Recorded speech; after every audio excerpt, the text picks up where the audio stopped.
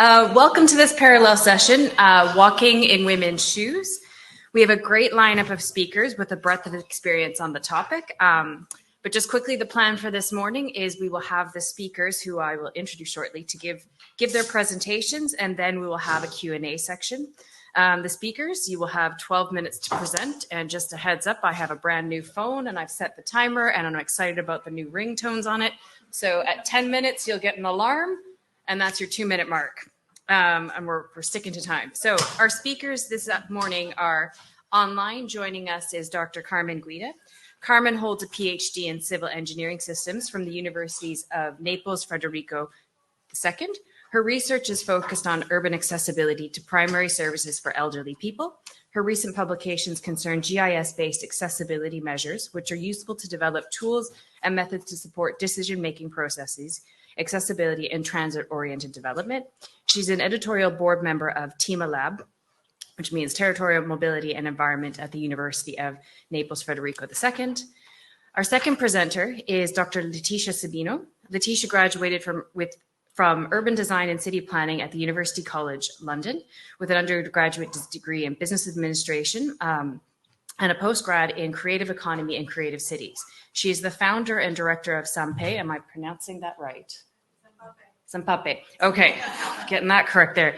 An NGO focused on improving walking experiences in cities and building more walkable cities together with people, members of International Federation of Pedestrians, dreamer and mobilizer of the Open Street program in Sao Paulo. She is also an artistic project about walking in cities, and you can find her on Instagram at, I'm going to actually have, no, okay, we won't do that. I was just going to spell alphabet soup here. Then we have Dr. Andrea Gorini. Did I pronounce that? Okay. These are the things you worry about. Dr. Andrea currently acts as head of research for Systematica's Research Foundation Transform Transport. He is an environmental psychologist with experience in human behavior in transport systems, pedestrian crowd dynamics, and walkability. He oversees research and development activities related to the identification, collection, and exploitation of different mobility data sources. Then next, joining us online, is Ms. Lina Quinones. Am I pronouncing that correctly, Lina? Okay, we're doing okay here. She is a practitioner, researcher, and consultant on sustainable urban mobility. She has worked on urban transport in the public sector and private sectors on issues including strengthening database policy, advancing towards more equitable fare schemes, environmental impacts of transport policies, promotion of cycling and walking, and women experience in public spaces. She has experience coordinating projects, and she has authored several documents on urban transport, and she holds 2 bachelor degrees in environmental engineering and economics from Universidad de los Andes, and as well as an MSc in urbanization and development from LSE. And last, we have Dr. Leanne Doherty. Perfect. I have a typo there on my thing. Leanne is a research fellow with Sport and Exercise Science Research Institute at Ulster University. Leanne graduated with a BSc in Human Nutrition in 2006, after which she successfully completed a Master's of Research and PhD with Nutrition Innovation Center for Food and Health, NICHE. That's how I should have started with the acronym. During her PhD, Leanne gained extensive experience working with clinical setting, recruiting prostate cancer patients and systemic lupus. I'm going to not pronounce that. I should have practiced that this morning. Patients from the Western and Belfast Health and Social Care Trust. Leanne is currently working as a trial manager on Walking in Schools WISH study. This is a school-based clustered RCT conducted with girls aged 12 to 14 from schools across the border region of Ireland and Northern Ireland, and we'll be hearing more about that. So with that, we will hand over our first presentation to Carmen. Thank you for your presentation, and thank you also for giving me the opportunity to present online our research. I'll share my screen.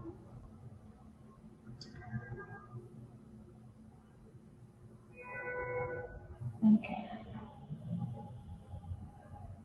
I think you're now able to see my full screen. So good morning again. I'm Carmen Guida from University of Naples, Federico II. I present you today a research titled Planning for Gender Inclusive Urban Areas, an application to the city of Naples. What I present today is the first segment of a joint research of TEMA Lab, Laboratory of Land Use, Mobility and Environment, and Transport, the research foundation of the Systematica friends which are with you today also. The research is focused on developing a GIS-based method in order to identify urban areas for potential multidisciplinary action in order to enhance accessibility and safety to access opportunity and resources regardless of people's gender. What I'll present you today is the first segment of this research that show the drawing up of a spatial alphanumeric dataset on women's perceived safety of urban environment and its special application to the city of Naples. This is the structure of the presentation. Starting from the research background, I'll show you the materials and methods, especially the research workflow and some of the first research steps, the ones delivered and also those who are in a schedule, the study area, and then conclusion and future developments. Well, some data that go back to 2018 from the Italian Statistical Institute show that 1 woman on 3 does not go out in the night due to poor safety perception. This percentage decreases by 4 times if compared with men. This is, as a matter of fact, a result of the fact that historically and also globally, cities have been planned, designed, and built by men for men. So that led to a gender-biased built environment that affected most of the key features of urban environment, from accessibility to mobility to safety to health and hygiene, but also climate resilience and security of tenants that reflected and also reinforced the gender inequalities. This is one of the issues also highlighted by the SDGs, the Sustainable Development Goals, developed for the Agenda 2030 by the United Nations, especially for the Goal 11 for Sustainable Cities and Communities, and its 7th target that says that by 2030, a city should provide universal access to safe, inclusive, and also accessible green and public spaces, in particular for women and children, but also older people and persons with disabilities. Starting from this research problem, we designed a research workflow in order to build a decision support tool. This research workflow is divided into 3 main sections. The first one concerns the construction of a dataset, which is made of 2 main sections.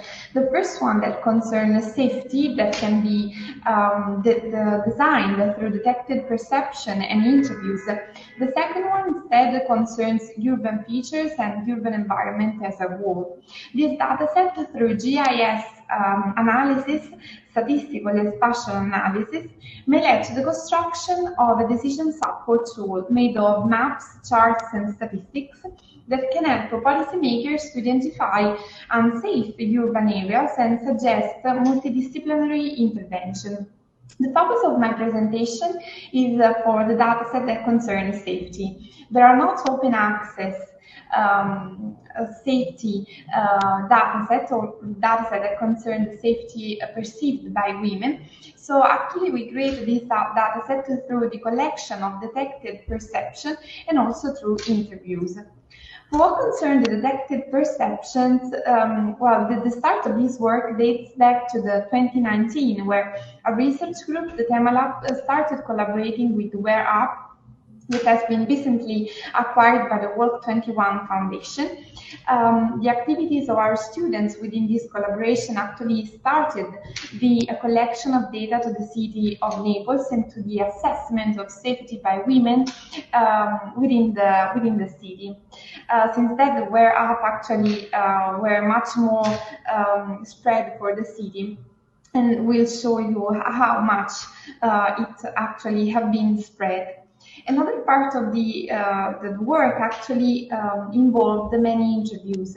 Since the WhereUp is designed for native digital women, of course it does not cover every part of the city and also every age range. So we arranged many interviews, more than 800 interviews, in order to collect the safety perceptions by women all over the city of Naples, especially to cover roads and network where there were no WHERE assessment, and also to cover perceptions of women, older women. So the in-progress tasks instead relate to the construction of the dataset of the urban features. We selected some variables from literature review, some of them related to the network, so the walkable links of the network, the walkable network. Others related to the urban environment as a whole. Within this task, we will also run some statistical analysis to define the correlation among these variables, and also to design the sides of urban areas of interest in order to have, so that they present homogeneous, diffuse, both route and urban characteristics. The third section relates to the GIS environment. Through spatial regression analysis, we would like to correlate and put into relation one another the urban safety index, the one assessed through wear and interviews, with the variables and the urban feature characteristics, both numerically but also spatially. Well, the study areas concern a city that we know very much, is the city of Naples. It's the third for population in Italy and the first in the south of Italy, with nearly 1 million inhabitants. Just to give you a glance of what the city looks like, the districts, which are the combination and collection of one neighbor or more, are the administrative boundaries also to take action to improve accessibility and urban quality. So that's why you see these elements in the image of Naples. District 1, 2, and 3, 1, 2, and 5, represent the historical center of the city, while District 9 and 10, but also District 6 and 8, represent the inner city, so more peripheral neighborhoods which have much more residential vocation. In District 4 and 7, we have some great infrastructure for the city that actually allow access through the airport and also the great station of the city itself. So from the where up, so the detected and collected assessment of safety, more than 3,000 assessments, actually we got a safety classification for nearly 65% of the whole network, with more than 1,700 kilometers of rated roads. Merging this information with, once again, and through the interviews to dwellers and also the women, which are just city users, we got the female perceived safety during daytime, evening, and also nighttime of the city, according also to the WEAR classification of city roads. What comes out from these images and the slideshow of the different scenarios is that, of course, there's a decrease of safety perception, and especially for the more peripheral neighborhoods, but also historical center actually have a significant shift. In order to present these results also for district, we also introduced some slides here to let you see how the percentage of safe and unsafe roads actually change among municipalities and also among the different scenarios. In conclusion, even though this is just the first preliminary step of the research, actually took a very long time, also due to the COVID situation that did not allow us to perform the interviews we wanted to. So we had to wait until we could actually make the interviews, but it was a very onerous part of the research itself in order to have the safety assessment. And what comes out is that there is not a uniform perception of safety, while there is a safety changes significantly among any districts of the city, especially for the ones in the peripheral areas, but even the one in the city center suffer from the same condition. Future development will concern investigation of structure, but also functional elements of the urban environment that significantly influence safety. So the ones that we selected from literature may be added to other that comes from sentiment analysis on user comments, which is another task we are thinking to run and to implement in the future weeks and next weeks. And then the involvement of local stakeholders and policymakers in order to identify the set of interesting action and intervention that can be put in action in order to improve the safety condition within urban environments. Thank you.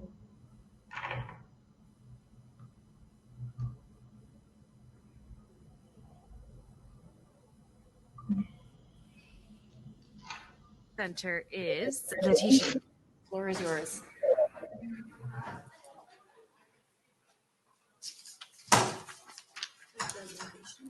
Okay.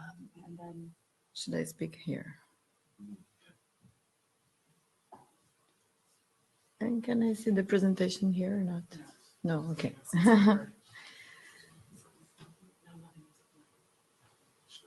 Perfect.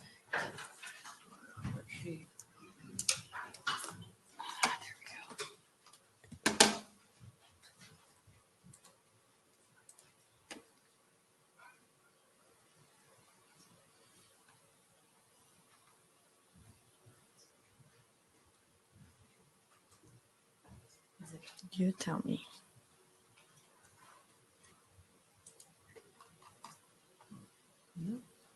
Is there a way to have it on this screen as well? Or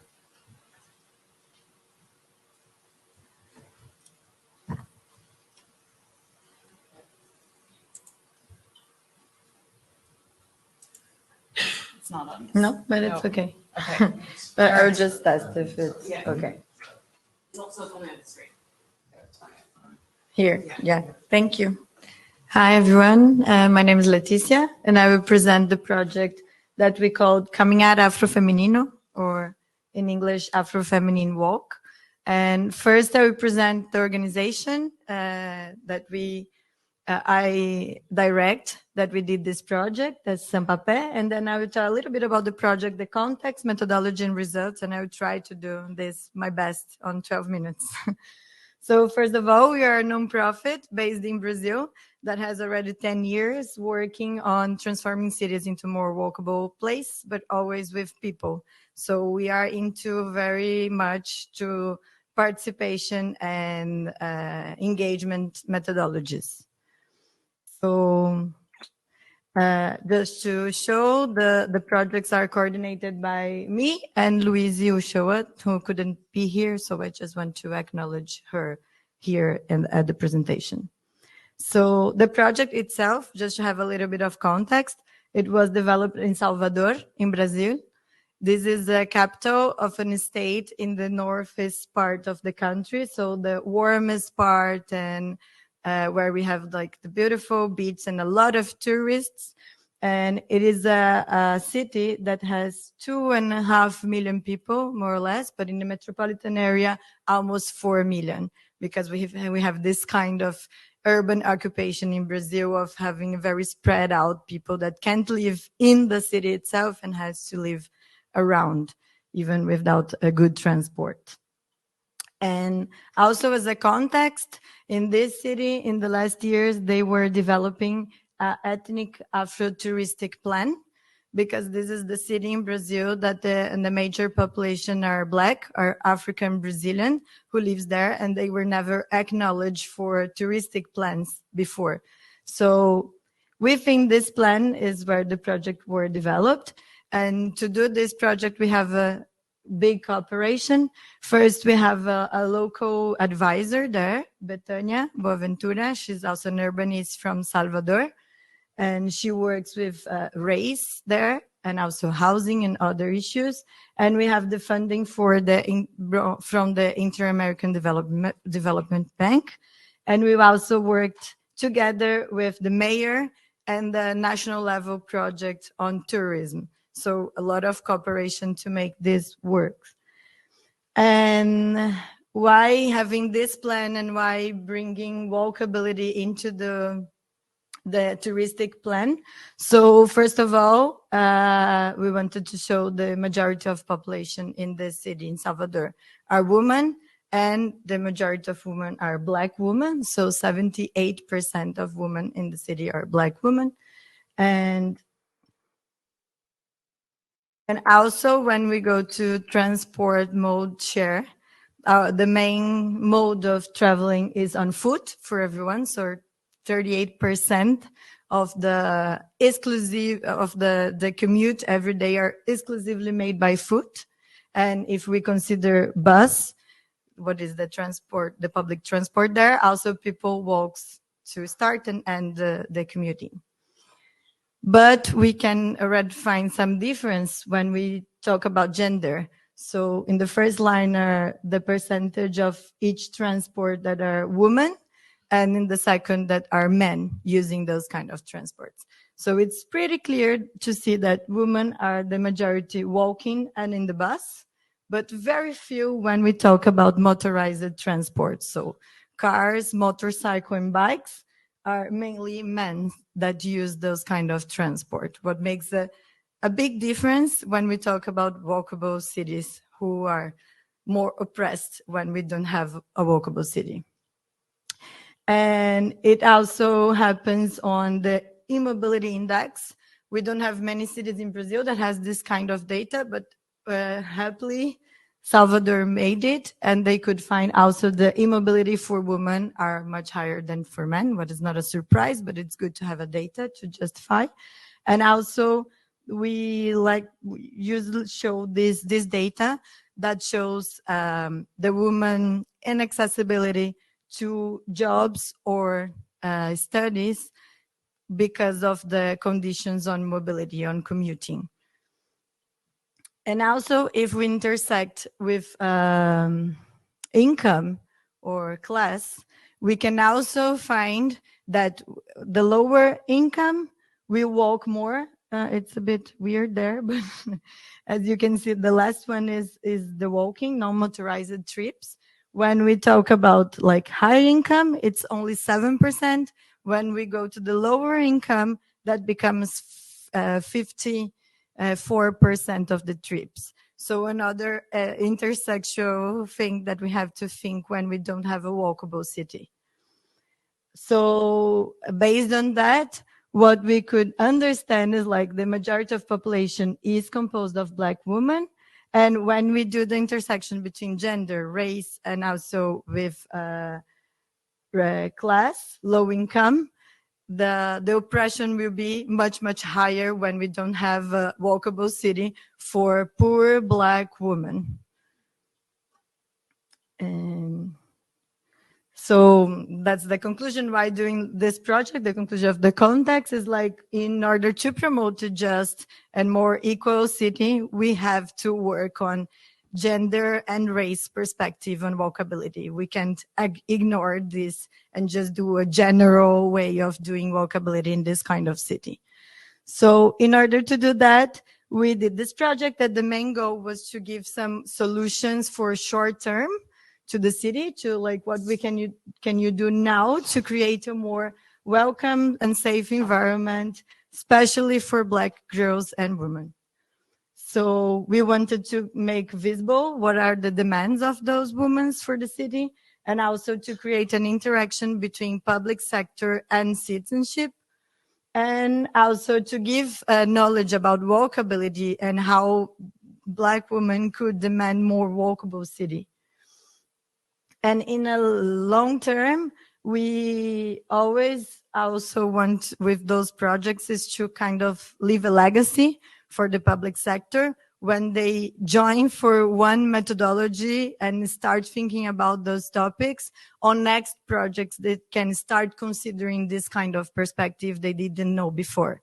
So we always think, even if it's one opportunity of being and putting all these actor and actors together, it's an opportunity for a long-term change on the way of planning the city and making it more walkable with the race in count. So in order to do that, we have been working with gender and walkability for a while, for around 6 years now, and always creating methodologies in putting government and women together to plan the cities. So we just brought here 2 examples, because the first one we did here was only for citizens. So it's a methodology that we are more into subjective of those women and the safety feeling. while the other one is a technical methodology. When we do only for public sector, we are kind of not interested what are the subject for them, because they are only the responsibles of planning, but not the ones that are using the city as the woman. So it's a totally different perspective. And in this case, it was a challenge because we have citizens and the technical from the government too. So we have to kind of have a little bit of technical, but also take the subjective from those women. So the phases of the project, we first have this study of the area and decide where to walk and which will be the route we are gonna study and do the methodology. Then we have the participatory part, which are based on walks, and where we have the group of women and government together. And then finally, we analyze all the data, what was brought in those first phase, to have a report, and finally to make this report public and to reach people in the different areas of government with the results. So this is the area we walked with this group. This is a very central area and touristic area, and all the red things are like historical and touristic place. So it's passing through a very touristic area that's always received a lot of money, not thinking on the people who lives in this area, but only for visitors, and with a very like white and colonial perspective. That's why it was chosen. And the way it was chosen by some consultations with the women, asking which streets they felt less safe or more safe, which route they choose to go to one place to the other. Then we kind of mix the safer and the less safe. And I have 1 minute. And and then we did the participatory walks, which we do 2 different walks, one during the night when we just ask women to say how they feel on the space. So we do a walk where we pretend we are by ourselves and not in a group. And each street, the woman has to say how they have felt. And in the second day, we go back to the worst ones and the best ones to see really the built environment perspective. So just very quickly, we have these 3 groups working together: the public authorities, tourism receptive, and Afro entrepreneurs, that are the women also who lives in the area and works in the area. And during the night, this is the walk where they just put like happy to very sad face for each segment that we walk. And through this, we choose the best and the worst ones to go back next with the methodology, which we really look for all those layers and characteristics. So from characteristics of walking to belong, that I think it's one of the most important one, where we actually look at the space, if there is any symbolic violence, or also in a positive way, any representation of women in this space. And we have the grades where the woman has to put to all the places we analyze. And they also take a lot of picture with these frames where red are negative things that they find and green are positive. So like about representative, it was only one advertisement with a woman that they could find. 1 minute, please. I will finish. And then at the end, we just come with some like data in each of these areas to show what should be done first. Like if it's a belonging problem, if it's a to stay problem and need more benches or other stuff. And then finally, we can bring some solutions to the public sector. Thank you.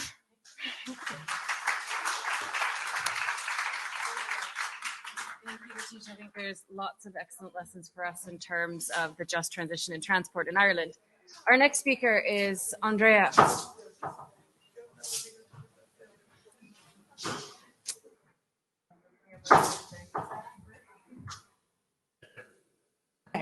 56 slides. You can do it. Thank you. Yep. So again, also this presentation is focused on walkability for sure, and with a gender inclusion lens. And let me introduce you very briefly Transport, which is a pretty new no-profit research foundation, which was launched last April by Systematica, which is a consultancy based in Milan.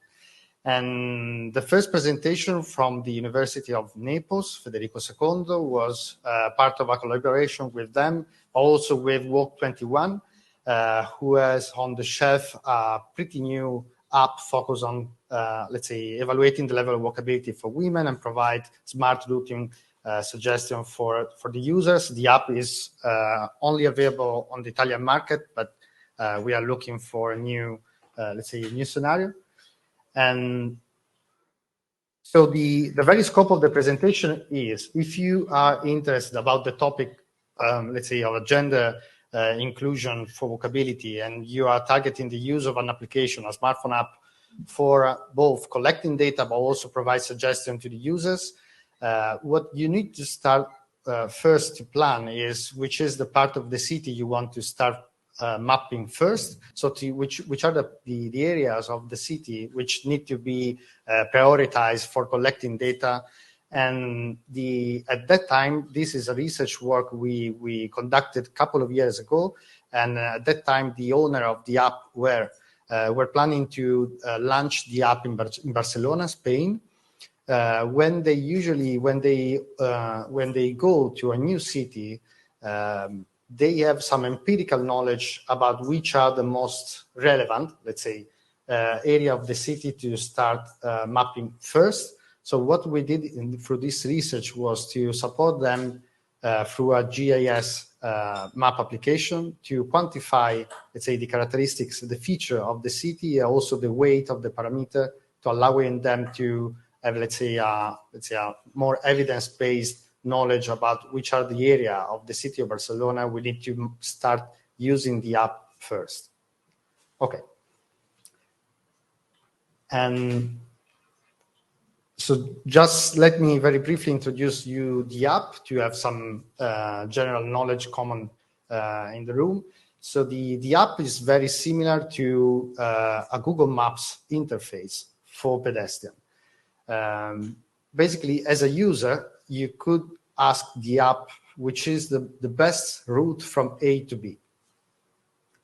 And the app will provide you, let's say, a suggestion for a path which was evaluated as the most secure path for a woman, as evaluated by a subsample of users which are more proactive, let's say, in the evaluation and also in the use of the app. They are called warriors. So basically, the app is based beside of the ICT, the tech part of the app, which is great. But I mean, the very scope of the app is to gather a community of users. Some of them help the owner of the app, in this case, Walk21, because of the app was donated to the Walk21 Foundation the last year.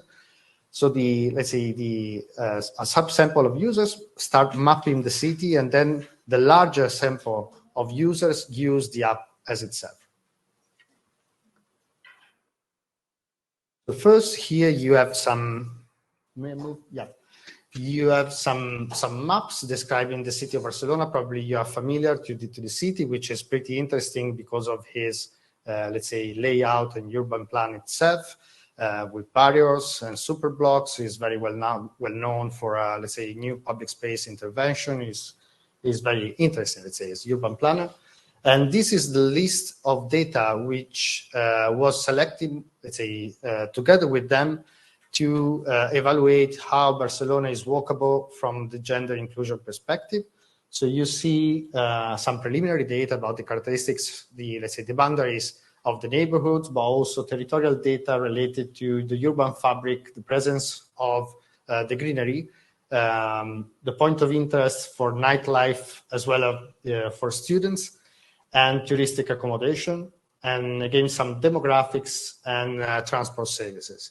And so hereby some first, let's say, maps So the idea, I'm sorry, I cannot read it. Yeah. So this is kind of a critical slide. I want to spend 1 minute more. So the point is, there is an open data set for the city of Barcelona, which is provided by the security staff of the Guardia Nacional, Urbana, so the police, basically. This data set refers to personal aggression on the street. There is no disaggregated data by gender, but the very preliminary map was to visualize which are the area of the city from a very, let's say, quantitative point of view in terms of numbers, which are the area of the city which are not very safe and very secure. Now I want to highlight two potential limitations of this kind of research and also the app itself. So if you do map through the enforcement, through the police, the not safe area of a city, the side effect could be to, let's say, to limit for the citizens the possibility to visit that area even more. So it's kind of a vicious cycle. And also the app providing, let's say, suggestion about which are the most safe path in the city, on the other way around, could, let's say, limit women to feel secure, also public awareness about the problem, because that area is considered as not safe, so no one will be there. And at nighttime especially, there will be, let's say, a very even more unsafety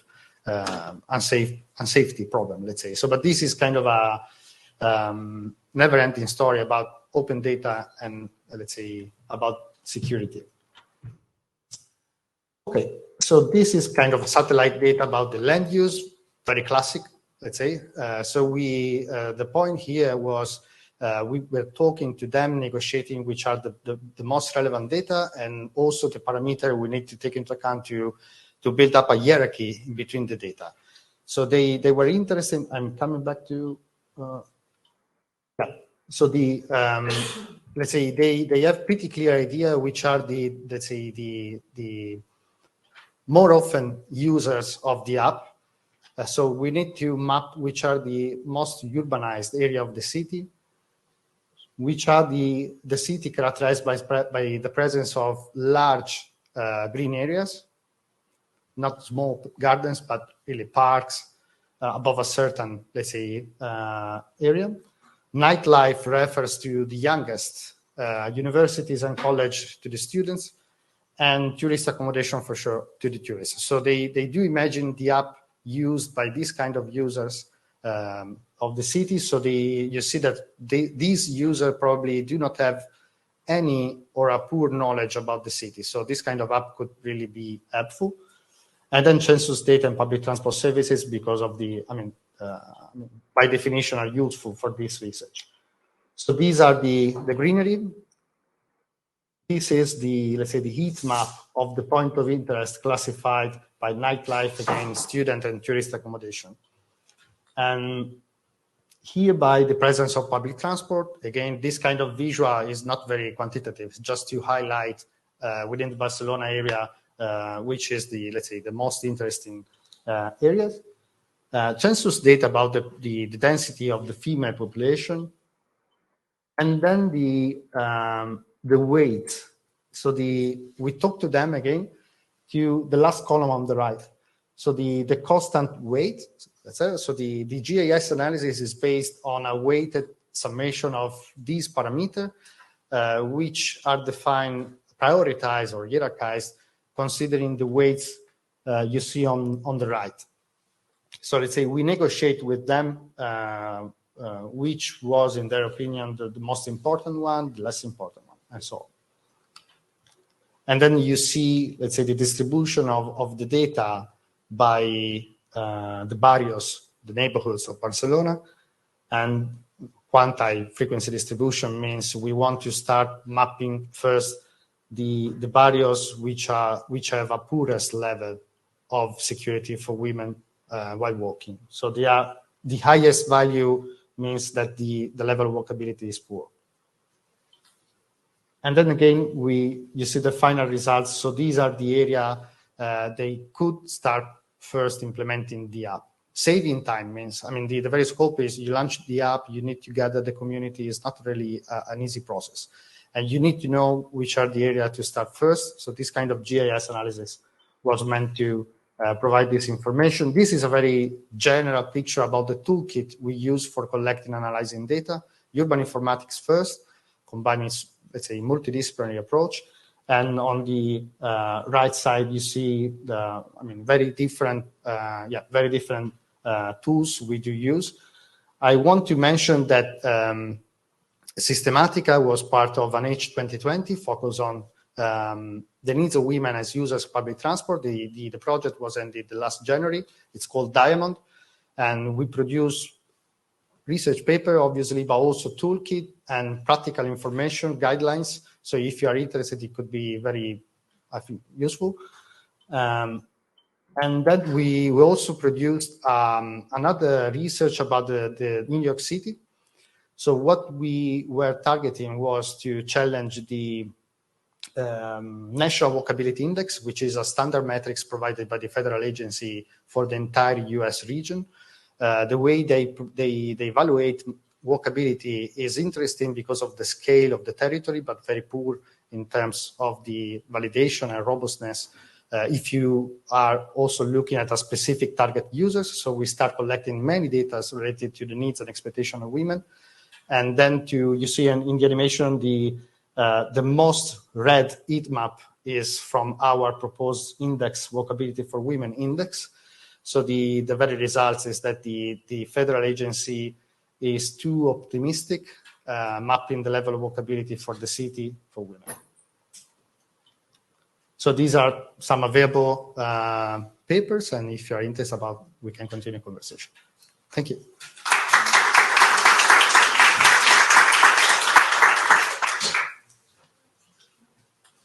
Now we go back online to Lina.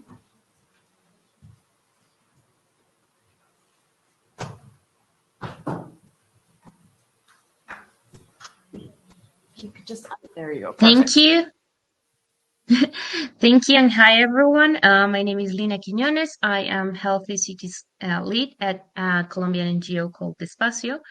And I'm joining from Bogota, Colombia, and I will be speaking about a project which started in 2019 and is recently started a second phase, and it's called Vivo Mi Calle, which translates to I live or my street or living my street. And it's part of the Healthy Cities for Adolescents program, which is funded by Fundación Bodnar. So this project started, as I mentioned, in 2019 in the city of Cali, Colombia, which is the third largest city in Colombia, as every city in Colombia and in Latin America has very high levels of inequality and poverty. So we started working with a low-income community on the eastern side of Cali, in what is called El Poblado 2 neighborhood. This is a very difficult community. All households are classified within the two lowest socioeconomic strata. There is high presence of internally displaced persons, and especially from the Colombian Pacific. And that also means that there is a high presence of Afro-Colombian population. Only 1.8% of the population in the neighborhood has some degree beyond secondary education, and it can also be a very violent setting, although it has improved in the past years with several initiatives by the local government. In 2019, for example, there were 15 homicides in this small area, and is always classified among the most dangerous neighborhoods in Cali. This project, Vivo Mi Calle, is focused on empowering adolescents and including them in a participatory process for improving public spaces in their neighborhoods. Therefore, we chose this neighborhood precisely because of its difficult setting and the needs that adolescents here had for better public spaces. So we started with these two public spaces. The one in the left is a bridge, and it was our first intervention in 2019, which was then upgraded the following years. And the one on the right was a park called Parque 72W, which was our second and largest intervention in the neighborhood. And this was inaugurated in 2021. So as you can see, these spaces, while the infrastructure is there, and the government had actually made an effort to build hard infrastructure and provide public spaces for the neighborhood, they were not well cared for. And for instance, this bridge, while it was the most straight connection between the neighborhood and the school, the Nuevo Latir school, which a lot of the kids attend, it was too wide, and so actually motorcycles used to speed through the bridge, and that made it dangerous for kids to walk through this bridge, which was designed for them. And so actually they were taking another bridge, which made the route longer, and it was not very safe. On the case of the park, again, it was derelict. It was abandoned. People perceived it as dangerous. It was also used by gangs to store weapons. It was used a lot by drug consumers. And so while these places existed and the infrastructure was there, children and adolescents could not actually use them or enjoy them. And so our objective was to upgrade these places, specifically thinking on with the perspective of adolescents.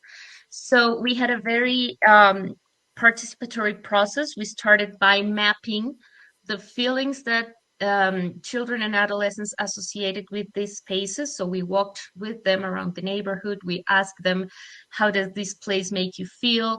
Does it make you feel joy or fear, or do you want to go there, or do your parents actually let you go there? Because a lot of times, for example, the parents wouldn't let them go to the park, especially at night, because it was perceived as very dangerous.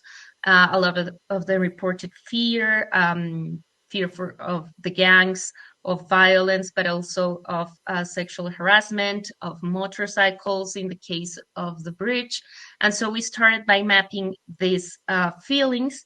Then we asked them what they wanted in these spaces, and we upgraded them with them. So they worked a lot in these spaces along with their parents, their community. But the important issue here is that these places were thought and designed by them for them. So it was very new to be taking the perspective of adolescents into account in actually designing public spaces in Cali. So here's our methodology. As I said, we started with social mapping, identifying attractive spaces and connections for adolescents. And then we developed our risk indicators, which was this feeling identification along the routes, and how were they feeling, how they perceive the spaces, what road safety risks were there, or public safety, or street harassment, or environmental risks. This was especially true in the park, where there was a lot of dog poo that owners were just not picking up, and so that will also make the space not attractive. And in the case of the bridge, it just goes over a sewer, so the smells can be quite bad. Then we had a brainstorming process with them, designing solutions on what they wanted for their spaces, and then we implemented these transformations.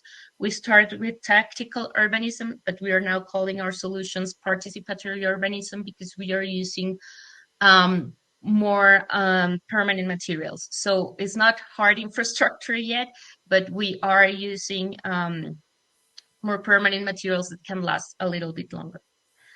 So this is how the bridge looks now. As you can see, the children participated in painting and giving it color, and they actually call it the Bridge of Colors, which is the official name of the bridge now. During the first intervention, the community, the adults specifically, didn't want us to include street furniture because they thought this might be used by drug consumers, so that might encourage actual drug consumption in these spaces. But after first very light intervention, they realized that this space was being used by children, so they agreed to the street furniture, and now we have benches and we have tables. These have chessboards and parquet boards, so they can play there.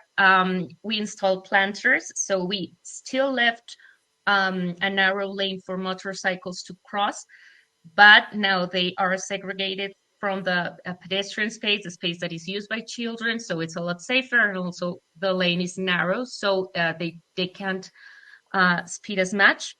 And this was all painted by the children, and we had an alliance with the local government, and it's also a Wi-Fi zone.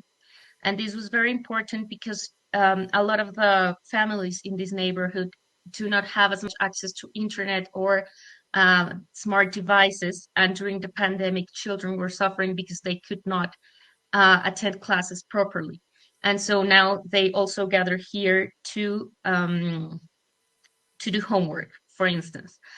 And we also added a roof, which again in Cali is quite important because it is very, very sunny. And also when it rains really hard. So actually having this coverage from the elements proved very important for people to continue using the space. Now children are not just walking through the bridge to get to school, but they are hanging there, and it has become kind of a place for meeting for the community.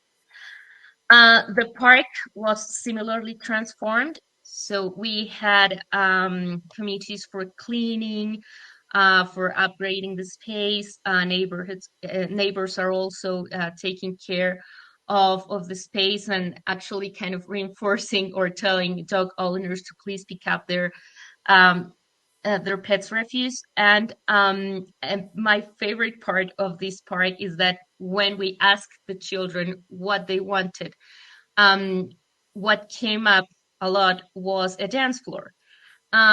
Because in Cali, and again in this neighborhood, which has a strong influence from the Colombian Pacific coast, dancing and music are very important and are a key part of the culture and the community. And actually installing a dance floor was very important for the children. And another important thing to note is that, and we not only implement these transformations, but we also implement activities to activate the spaces. So it's not only that we just transform the place and then leave. We start bringing the community into the spaces so that they appropriate and they take care and they value them. And one of the activities that we had here was a dance school. We had an alliance with, again, a dance collective called Generación del Raga, which is an urban rhythm. And a teacher came here 2 days a week, and she taught the children Raga dancing. And this proved hugely popular. And what we realized as well is that it was especially popular with girls. And actually, the thing is, women and girls often don't have enough public spaces that are aimed to them. When we think about public spaces for adolescents, we often think, and government implements, sports fields, football fields in the case of Colombia, but we had never seen a dance floor in a park, and this proved very popular with girls. And actually girls were exercising more than boys in this dance school. The park also has what we call the classroom. The transformation is called the Aula Vivo Mi Calle, which translates to classroom, Vivo Mi Calle. And here you can see the tables and benches, and the community is using it for baby showers and birthday parties.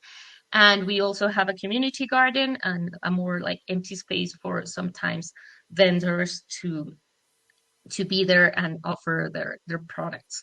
And we also installed the roof again, which proved very necessary. And we worked with local artists to paint the murals. So we went from this derelict space to this new park where children are enjoying themselves. They are learning to dance. We also had a theater school, and the community is gathering here as well. So we noticed that, for example, these, say, undesirable uses such as drug consumption or Lena, the gun storage, had reduced.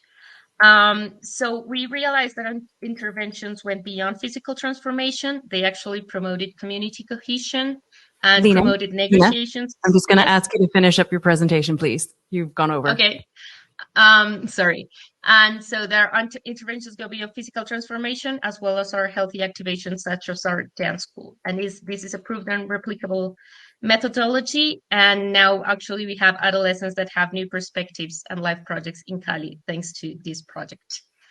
So thank you. Thank you.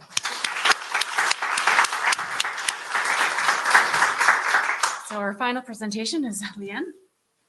Thank you. So as I am the only thing between you and your lunch, I will try and speed this up. Oh yeah, well. So I'll just introduce myself. My name's Dr. Leanne Doherty, and I'm the Walking in Schools, the WISH Trial Manager, and I'm based at Ulster University up in the McGee campus in Derry. So I'm just going to walk you through our research protocol. My slides will be coming up here shortly. And I suppose just to give you a bit of background, as the theme of the conference is the decade to change, I think it's important to emphasise that investing in adolescent health and wellbeing can have a potential triple benefit. Okay, so it can benefit the adolescents in today's society. Research has also shown that by any positive physical activity behaviours that are established in adolescence, that tracks quite well into adulthood. And then as well as that, the children that are born into healthier societies and communities are only going to benefit as well. Okay, so, well, I can go as far as that without my slides.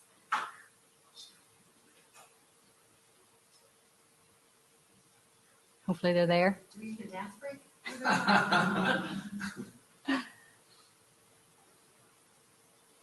So I suppose then, just to say, I'm trying to wreck my brains here. We know a number of non-communicable diseases, such as, say, diabetes, heart disease, osteoporosis. They are in part due to risk factors that are established in adolescence. Okay, so one of those risk factors is physical inactivity.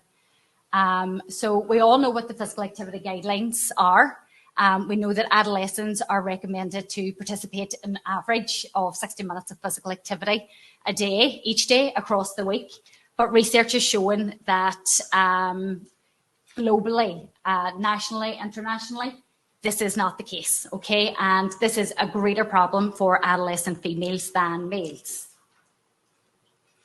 So I am just going to take you through the process of the WISH trial, okay? So from the development stages through to the pilot and then the fully powered trial that I'm working on.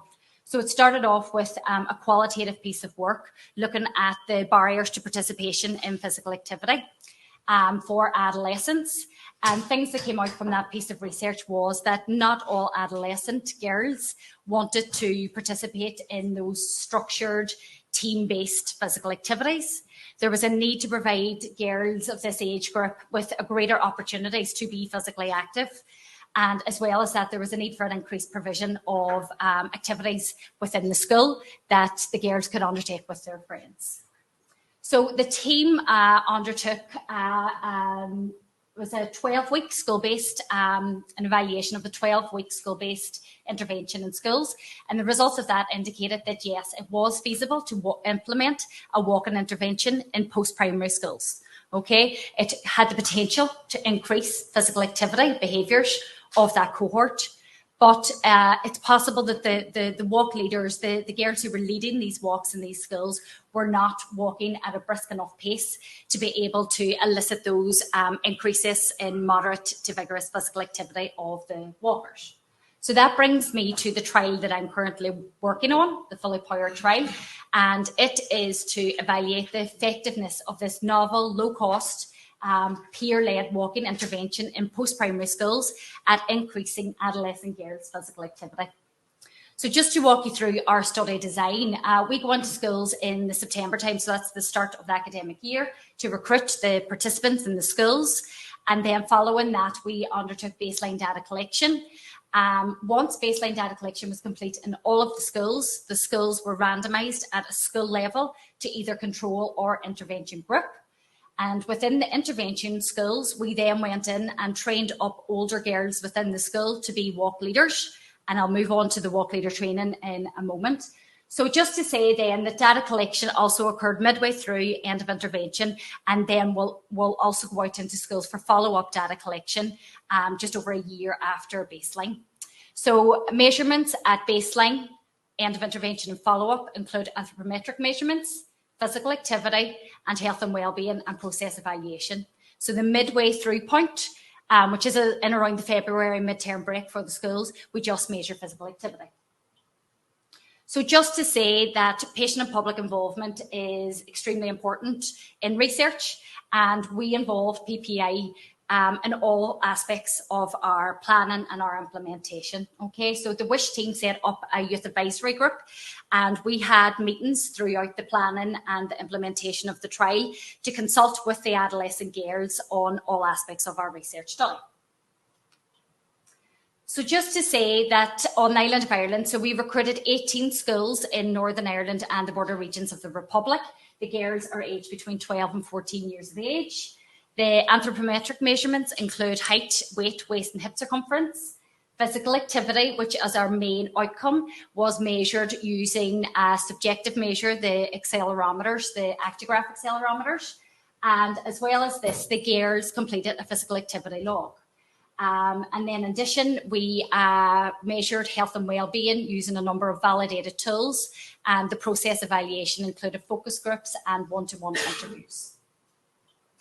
So just to come back to the walk leader training, so this was with the older girls within the schools, okay, aged between 15 and 18, and these girls were invited to be the walk leaders, okay. So the walk leader training was developed in consultation with the health promotion team, so the Health Improvement Agency in the Western Trust in Northern Ireland. And the idea was that we would train up enough girls within each school that there would be at least 2 girls that would be able to lead each walk that we set up then within that school. So as I mentioned in the pilot study, we felt that the data showed that the walk leaders were maybe not walking at a brisk enough pace so that we could see improvements in the moderate to vigorous physical activity. So what we did with the fully powered trial is we gave the walk leaders wrist-worn heart rate monitors. And a key emphasis in the walk leader training was teaching the girls about the physiological signs for brisk walking. And as well as this, they had the heart rate monitor as well, so that they were responsible for leading the walk and ensuring that the girls were walking at that brisk pace. So we went in and we set up walks within each school. So these walks were to last 15 minutes, and they were planned for break time and lunch time. And the girls were invited to attend these. They all occurred in the school grounds, and the intervention ran for the full academic year.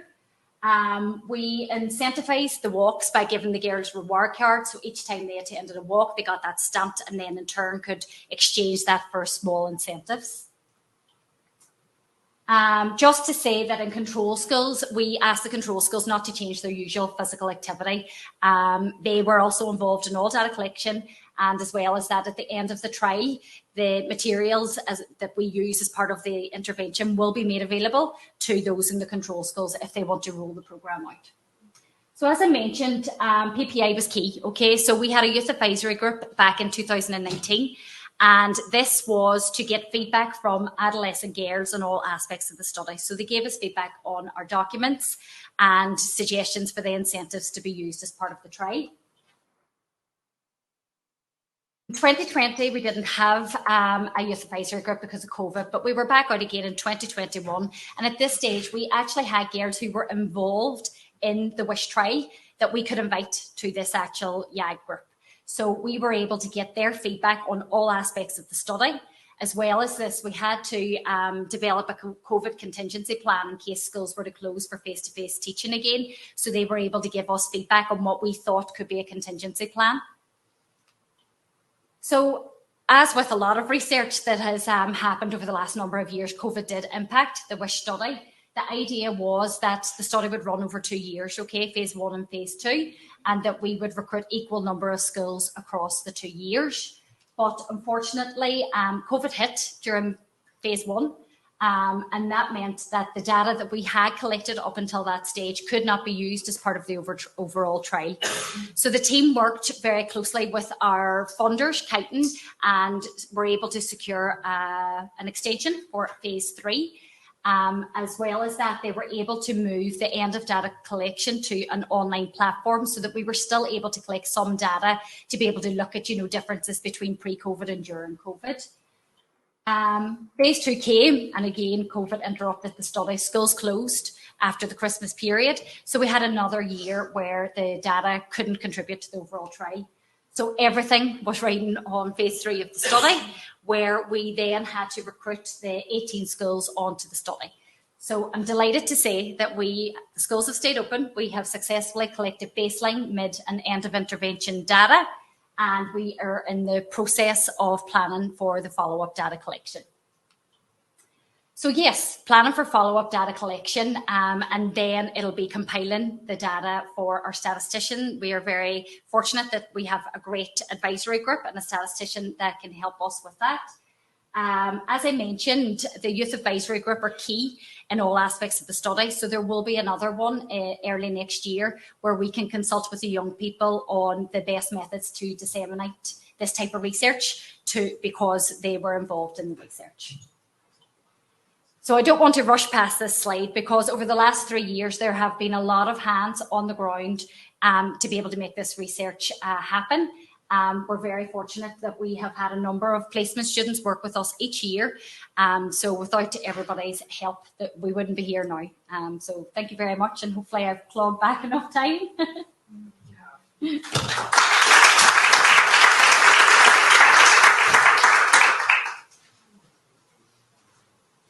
Can I invite our speakers that are in the room back up to the front? We're going to move those chairs back. Sorry, to make us do some exercise. This is a walking conference, so I gotta stand up.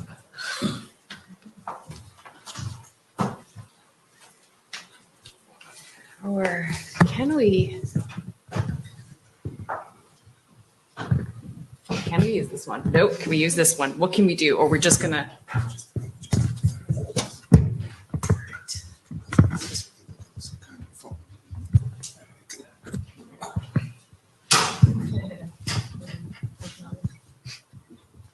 We can go there. Just make you walk and answer the question. Well, I can go down to the end. And I'll sit down. Okay. All right. Hopefully, Carmen and Lena, you can kind of hear us, and we'll project a bit. I'm conscious that you all may have burning questions, so I'll hold on to mine. And is there an audience question for our speakers? Are we all very shy? The gentleman in the back? Yep. Project as loud as you can. Okay. Thanks for 5 fabulous presentations. My question is to do with walkability audits and the general walkability audits in particular, but it could apply to some of the other speakers as well. Does the presence or absence and quality of public toilets come up at all in the audits? And maybe this is a side question, particularly in regard to metro systems that people will be walking to. So it might be a slightly tangential question, but I'd be interested in that. Thank you. So just for Carmen and Lena, the question is, do public toilets, the availability of public toilets, impact on walkability?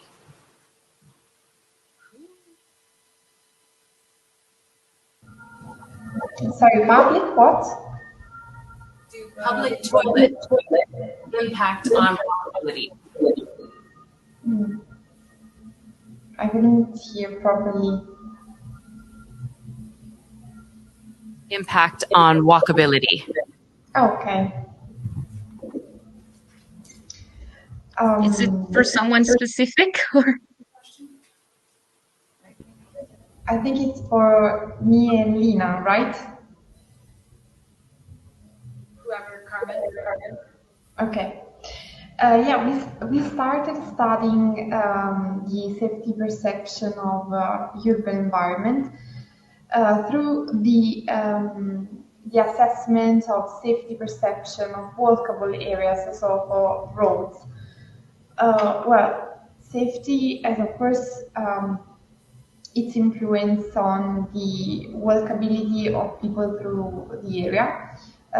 For experience, since also the data from ISTAT, but also more recent data, some of them are being published a few days ago, actually show that because of safety issues, people, and especially women, decide not to walk through the city. So now we have the assessment of safety of the links of the walkable roads of the whole network of Naples. Once we have these data, our idea is to study how these elements assessment, which concern just a linear element of the city, can be influenced by the city as a whole and the surrounding area, how the surrounding area can influence the walkability and also the safety assessment of such links. So it's a methodological step which concerns also statistics, because we would like to, to pass data which are only linear as the safety of the road to something which concerns the wider urban environment, built and also green environment of the city, and understand how this characteristic may influence the safety assessment of the linear element of the city itself. I'm not sure if I answered properly the question, since I was not able to hear it at all. I think two technologies is not working here. Can I add? You could. Yeah, because it impacts a lot, but I think all engenders not have not in the space, because with our experience and our methodologies is that sometimes just having the toilet but a bad quality and a massive urban furniture that impacts invisibility is much worse than have a toilet. So if you just do like a basic methodology, presence or not of toilet, this is not very representative on gender perspective. So actually it has to be more like depth analysis. So in our case in Salvador is a very touristic area with a lot of public buildings. So what we actually recommended in this case is not building new toilets, but do a campaign or something that those toilets already existing in the area to be actually public and used for all the people, instead of putting all other furniture that probably will not work in our context.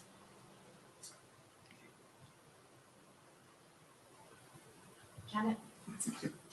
Yeah, I just have a question, I guess, on the usefulness of perception-based data. So, and when perception-based data is, we use that, or when we use kind of more objective indicators, I guess you could say. So one of the things that you're quite aware of from some of the work you might have done with women's safety in Dublin City Council area is that if you ask a woman, do you feel safe walking in Dublin?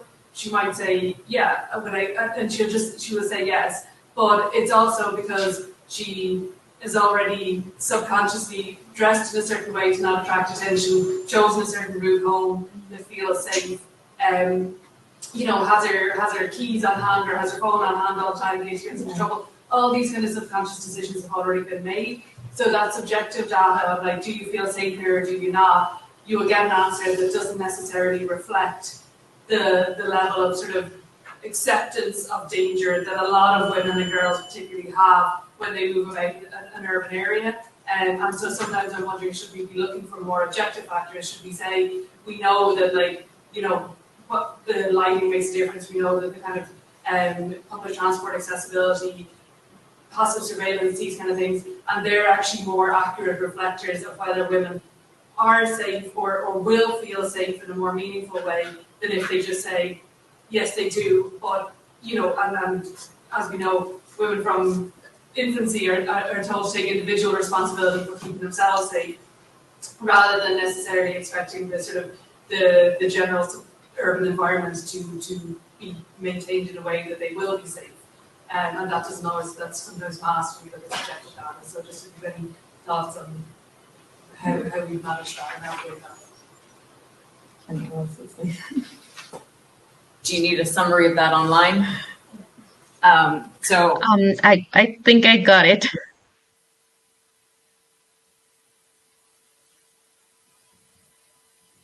So if it's okay, I'll start. That is a very good question. And I think you can address it in two different ways. What we did with Biomikade, for instance, was not asking them necessarily, do you feel safe or do you not feel safe, but like, how do you feel? So you can classify these feelings maybe like, yeah, I prefer not to be there because I prefer to hang out here, or it's nice I hang there with my friends, but sometimes people or guys say things to us, and in kind of like classifying these qualitative responses, you can start mapping the level of, say, in this case, danger or perception of safety, rather than, as you say, asking straightforward, like, do you feel safe or not? Another way that you may do that is asking people what conditions make you feel safe in a street. So, well, if it's well lit, if there are other women walking, if there are stores, but not if there are bars, if I don't know, if it's not next to a park or a place with too many trees, or in the case of Colombian cities, as like sometimes we have open sewers, and that is also something that women have said they don't feel safe about. And then you can use this kind of these responses to classify places in a more, say, objective way, because as you say, sometimes women who are locals to a city, or women who know the neighborhoods very well, who live there or who work there, feel safe, but not necessarily other women. So it's not easy to say if a place is safe or not just by asking them directly, do you feel safe here?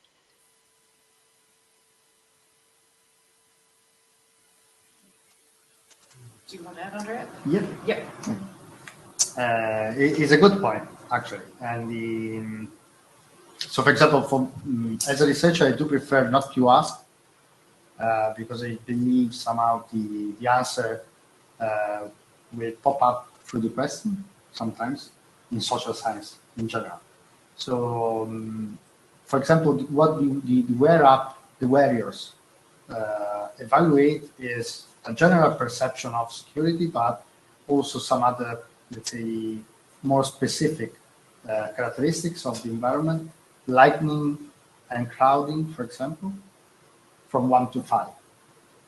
And I think ideally, the possibility to combine GPS data from the app, for example, do the users actually walk through the streets which are evaluated as the safest or not, but also land use data or public transport data. So the possibility for GIS to combine, let's say, static characteristics of the city with the pedestrian dynamic itself, and also qualitative data to, for example, in this case, to define the weights of the parameters could be a good mix.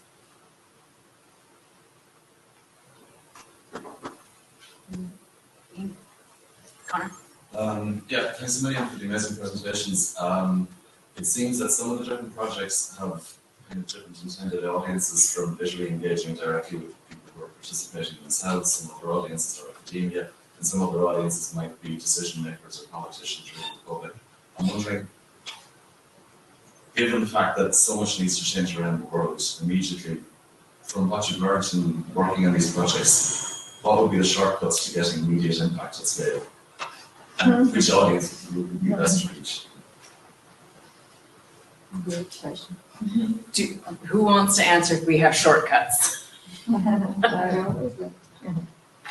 Leanne, conscious again. I suppose I'm just thinking, if you're saying who's best to target, just that point that I made, that, you know, if we do put money, invest money into, you know, adolescent health, children and adolescent, and if we can make changes there, because research is showing that that does, you know, those positive changes do track into adulthood whenever it comes to physical activity. And I'm sure that's quite the same whenever it comes to nutritional habits and things like that, you know, that we do have that potential for some change. So it's not just investing, but within the unit of adolescence, then it's kind of as they are moving into adulthood, and, you know, that whole social and family unit. In my point of view, that would be the target area. In regards to the shortcuts, I think I've just learned that there are no shortcuts. So I'm afraid I can't really help on that one. Before I steal back the floor, the woman in the blue. Do we have time for that? Yeah, how much time? I don't know what time this is. 12:22. Pardon? 12:22. We'll take one more audience message. We'll take yours. I told you what time it is. Okay, so I guess I'm just thinking, like, part of the problem of us having to do this is like women, and especially certain kinds of women, or maybe adolescent girls, not being sort of empowered in official decision-making processes, so that we have like the disparities in the first place. Has anybody worked on or tried to sort of take it to the next level where we're sort of heading off, you know, sexist planning earlier sort of in the cycle? If that makes sense? Or has it led to any like proposed reforms that get at that sort of power imbalance? So is the question, has the research informed policy? Or, yeah, do you have recommendations about like that? Like how can we make, instead of it being a special plan, it how do we make it normal? The norm, right? Yeah. Right. Yeah. What are the problems sort of upstream? Yeah, what we think, like in our perspective, and why doing like participatory methodologies, is that better than having a guidance on how to do is having a process that we're constantly and invite people on joining the discussion, because we are always changing what are the needs and what people will ask and join. So if we do like a process with young women now, in 5 years, it will be totally different what they want, and probably this plan will be done now and just like have the results in 5 years, and they're not going to listen to the young women in 5 years that the needs are going to be completely different. So I think it's more important to have a very set or a plan of constant participatory and spaces on consultancy and having this cooperation instead of having like how to make it. So that's why I think like government has to be more responsible on inviting people and giving tools and methodologies to always having inputs like constantly, because we are constantly changing. I think this would be the best. Carmen and Lena, do you want to add? Yeah, I would like to complement that. So the thing about kind of having better planning, you have to have people in the planning departments who understand that the just planning for an average user, which is always a man, leaves some people behind. But also it's important to kind of repeat this message and not just have the heads of departments know this, but also the actual technical people who work with them, who often end up making the decisions. This is important for transport planning and again for public spaces, and also kind of showing them what good examples can look like. So again, as I mentioned in my presentation, in Colombia, it's very common that when we think about interventions aimed at young people, it's always a football court. And it's a space that is very aimed at young men. And by showing them, for example, look at this dance floor, look how it's working, it's bringing girls out in the public space to exercise. Maybe they have never thought about the possibility of even having a dance floor in public space. And so these kinds of best practices are also very useful for showing policymakers and urban planners, what other options are there to kind of counteract this traditional, very male-focused urban planning and urban design? Very, very short one. It's very complex, but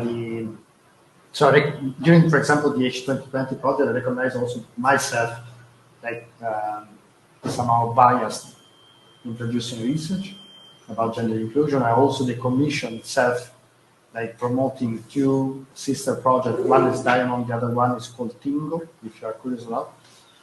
So I think we need to avoid any paternalistic approach. For example, SDG, let's say, are fine, but I see still women defined as vulnerable users. And somehow this is a hidden message in the background for everyone. So going back to I would start first from, for example, teenagers for raising the awareness in the general public. I mean, disruptive. Just a short comment, if we still have time.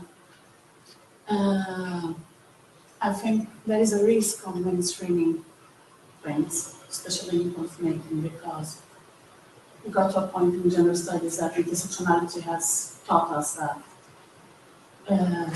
gender plays an important role in policymaking, and we often plan to the mainstream, and intersectionality has shown that this has different impacts to different groups. So we have got ahead. Mainstreaming again is leaving this knowledge behind. Nowadays we know that even within gender we have different types of impacts. Even within women we have different types of impacts, as for example Leticia has shown in her research. Take a quick comment from yourself. What I'm missing here till now is that finally it's not the street lecture or the bench or the street or the motorcycle is taking women or putting in danger. It's men. Exactly. So we never approach the source of the problem with all this. We just try to find a way around. At one point we have to go to the source. Why is it in the head that women are vulnerable? Maybe they're vulnerable. They make them vulnerable. It's maybe to change the point of view in all this. So we should not forget that all this putting on the infrastructure, on the environment, on urban planning. No, that's not the reason. It's not the source. Okay, so go to the source and do something there too. So we see we have, I don't know, 5 men here. And these are probably those who are aware of the problem. Yeah. Where are all the others? I was saying, and we haven't been discussing masculinities within the field at all. I've done quick background research to find studies on masculinities and mobility, masculinities and walking, and there are very few studies on the area. And actually they are, and there is data showing that men are the drivers. Just so risk. On the sideways, the chicken game is always played all the time in our group. You know, the chicken game, who is leaving first in the sidewalk? It's very bad. And seldom a man who is leaving the sidewalk. All right, So it's so very often women who go first out. all of us today, all the women in the room, sorry Andrea, when we see you, we're gonna walk straight at you and you're gonna have to move. That's it. We all commit to that. Fine. Perfect, all right. And you're gonna demonstrate to every single man how to move out of the way. Actually, it's not the men, it's masculinity. That's okay, so we'll identify them. No, and I think you hit a fair point, and it's something, I think my partner, I'm very fortunate, he gets it to the point though where he's now advising me to not yell so much on the street. I'm terrible at it. And Keep on yelling. I'm yelling, I'm gonna do it, but I'm also my heart rate here. I'm gonna probably ask, do you mind if we go a little bit over before lunch? I know I'm gonna be late for a meeting at 1, but he can wait. He can wait. Because I just wanted to kind of ask, like, just picking up on something I was spiritually ready. First of all, brisk walking pace is something I need to know for walking my dog because I feel like I do walk too slow. But it's like, it's interesting that you're asking, but I'm also wondering with brisk walking pace, like the technology is there and you're using apps, and we have apps as well, and you're tracking GPS. It's almost, are we missing a tool as well to take that qualitative data and say, if the person says it's not safe, can we also use the quantitative data if we're tracking how fast they're moving and their speed to say an area is not safe? Is that possible or is it not? Could we as policymakers or planners in a city use that information? Because I'm curious, like certain areas of the city I do walk through quicker. Is that point? Yeah. Okay, so somebody's going to research that for me because Yeah. It's also better view. So. No, I just would say that it also depends on how tall the person are. Yeah, so there is other, so you can't like just consider average, because at least in Brazil we use the average speed of American manuals to do our flight, and makes no sense at all because we walk slower and we are smaller, so it makes no sense and has no time for people to walk on city. So it can be dangerous. It can be a good data, but also dangerous. What is a good risk? Well, I suppose as we teach the walk leaders, the physiological signs is you are breathing harder, you're feeling warmer, but you're still able to hold a conversation and to aim to have your heart rate above 135 beats per minute. Okay. So you would need a device like this, so your tracker, that you were then able to download the app if you were to kind of try and sync the app with the heart rate monitor, I suppose. So nothing's impossible. Okay, I'll leave that for you all. And I'm just going to ask everyone a final question, and that is, can you leave us with an image or vision of your ideal walk? What is it like? How does it feel? And maybe if you can give us an example of it. So, Lena and Carmen, if you heard that, so it's basically your favorite walk.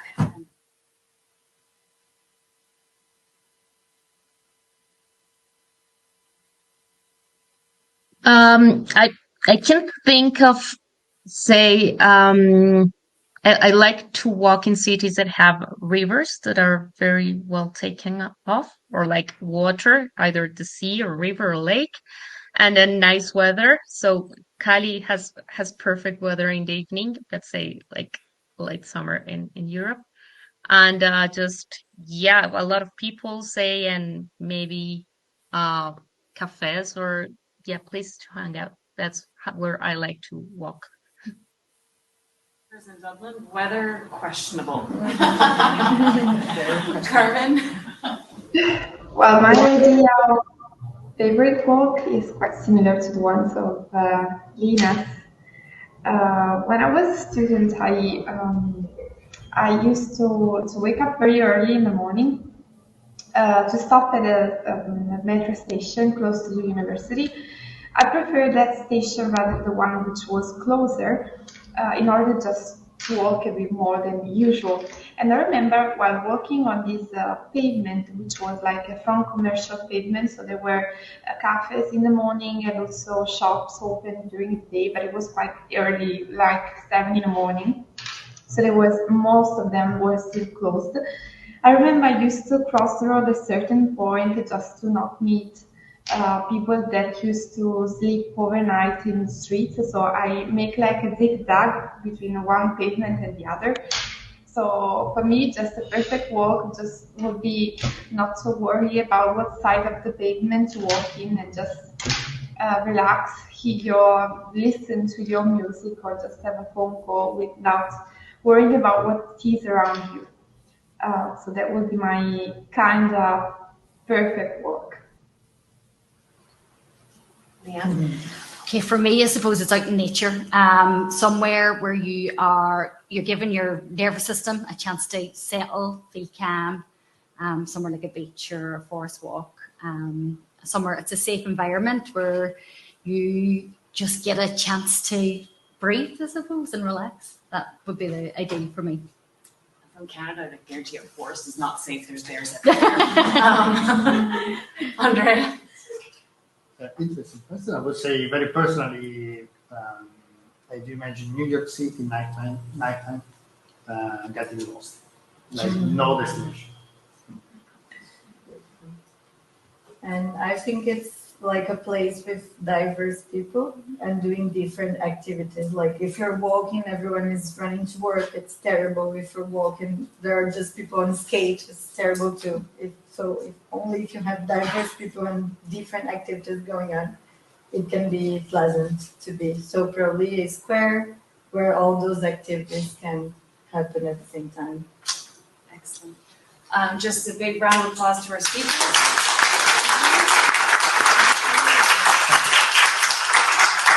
Free to lunch.